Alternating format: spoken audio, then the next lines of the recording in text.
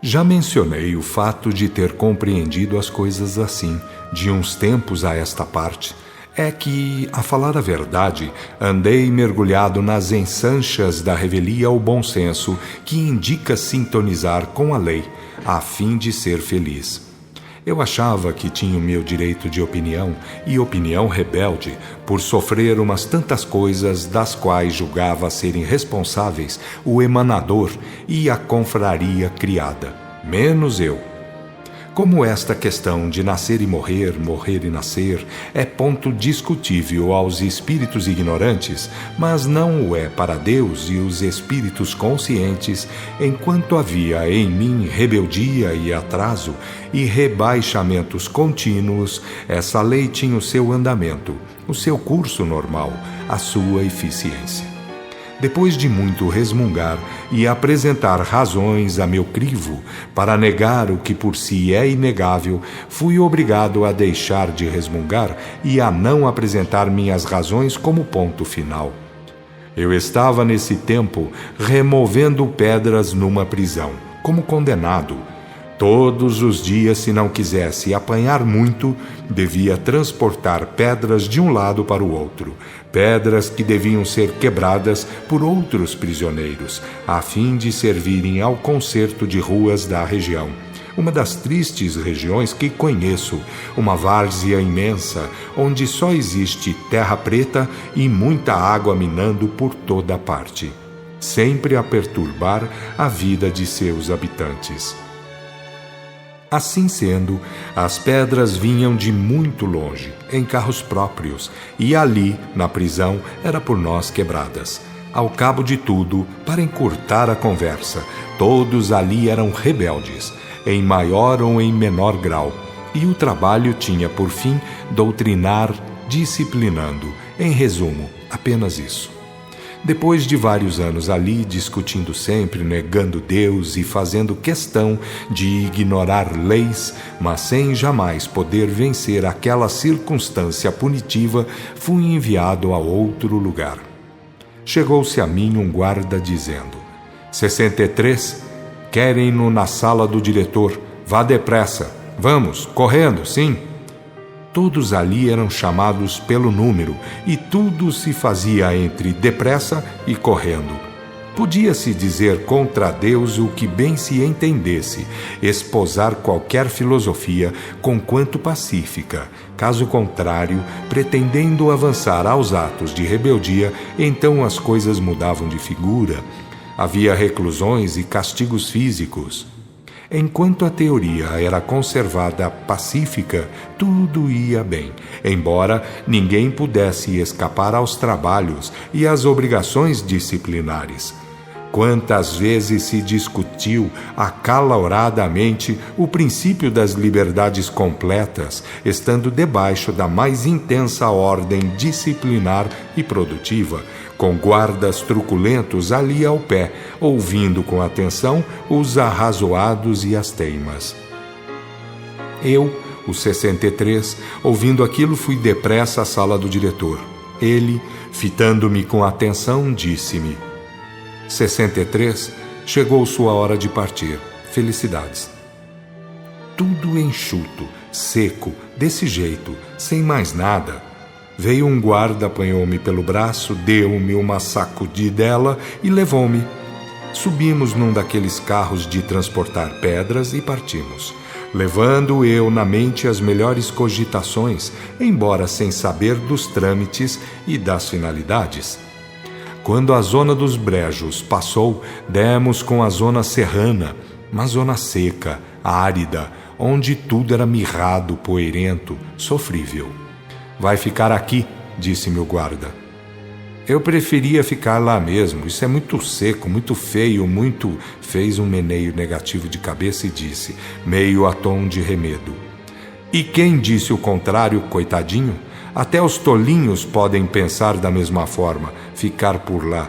Até eu havia de preferir.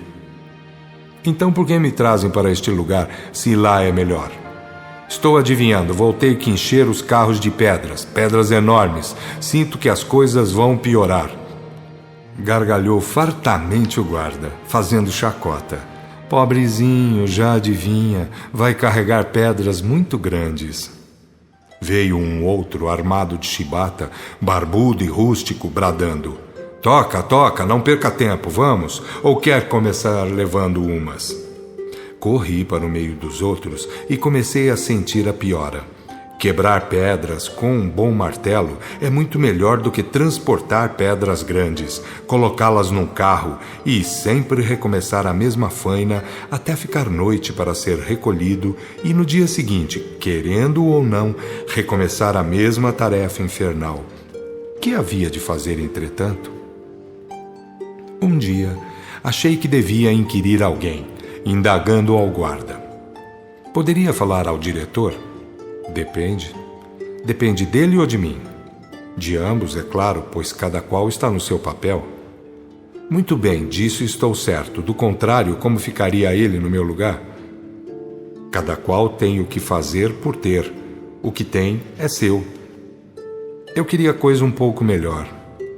Até eu, 63. Eu também gostaria de ter um pouco mais de liberdade. Garanto que vocês falariam bem menos. Isto havia de cantar nas vossas costas. Comecei a tremer e saí de perto dele, pois pareceu-me ver chispas de fogo lhe saírem dos olhos esbugalhados, vidrados. Fui carregar pedras, muito contente por me haver furtado a uma surra nas garras de um homem dobrado, terrível, com ares de sádico. Carregar pedras grandes era muito melhor do que apanhar uma grande surra, sem dúvida. Passaram-se quase 2 anos, passando também a vontade de criticar a lei de um Deus que sempre fora negado. Comecei a sentir fraqueza, muita fraqueza, até o dia em que caí doente, quase sem poder respirar. Acordei num leito de hospital. Quem veio a mim disse-me: trate de melhorar depressa, faltam carregadores de pedra. Fraco, muito fraco, interpelei-o. De pedra? Claro, quereria carregar a montanha de uma vez? Não, eu daria preferência a quebrar pedras. Estou fraco. Os estúpidos são sempre fracos, não sabe? Eu? Você é um, compreende? Existem estúpidos de outras marcas e espécies, mas a justiça divina sabe como tratar de todos. Eu, por exemplo... Escute. Como estou fraco, escute. Virou-me as costas, foi andando e dizendo: escutar o quê? Não adianta. Era a primeira vez que me falavam em justiça divina, desde a minha ida para aquele lugar. E se eu era contra a ideia de Deus, já não era contra o terror que nutria por aquilo tudo. Seria capaz até de crer em Deus para sair dali, e não mais ver gente daquela espécie, nem jamais saber de brejos e de montanhas secas, poeirentas, quentes e enfermiças. Que viesse um Deus, uma lei, qualquer coisa capaz de liquidar com toda aquela amargura, pois o homem, por sua miséria íntima, é capaz de viver bem sem o todo, de onde tudo emana e promana, mas não é capaz de viver sem o mínimo. Miserável de espírito, eu não queria glórias e farturas, eu almejava um pouco de miséria. Os estúpidos não querem o lugar dos homens, mas preferem o dos cães. Eu, portanto, não desejava as glórias destinadas aos espíritos emancipados, pedi os restos, as migalhas, a treva suportável. Dormi e sonhei com minha filhinha. Eu tinha uma filhinha. Minha esposa morrera com o seu nascimento. Ela era tudo para mim. De incrédulo que era, com aquilo me fiz rebelde, blasfemo, descendo a mais não poder na ordem dos pensamentos e dos sentimentos revoltantes. Minha filhinha, no sonho, dizia-me: Paizinho, paizinho, por que o senhor é contra Deus? Por quê? Não vê que o infinito é sem o conselho dos homens? Volte-se para Deus. Não perca tempo, não perca tempo. Acordei assustado, tremendo, gemendo, chorando.